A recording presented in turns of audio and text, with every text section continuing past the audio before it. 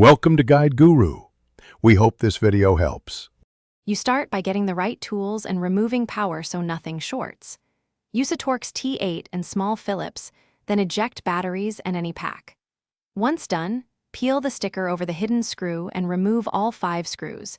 Push a thin spudger into the seam and separate the halves slowly to avoid snapping plastic. Make sure to note ribbon cable positions and locations of each screw so reassembly is straightforward.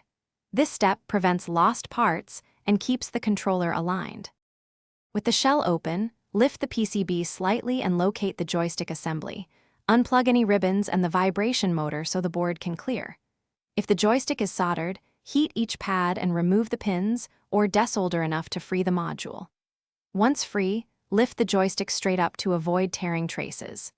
After removal, clean the PCB contact pads with isopropyl alcohol and inspect for damaged traces. Make sure to compare the new module orientation with the old before proceeding to installation. Place the replacement joystick in the same orientation and press it into the PCB so pins align.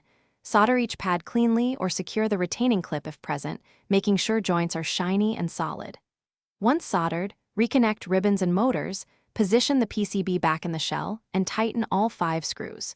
Put batteries back, power on the console, and verify axes and buttons. If you see drift or dead zones, recalibrate in system settings. If problems persist, recheck solder joints and connector seating. That usually resolves. Thanks for watching. Consider subscribing if we helped you today.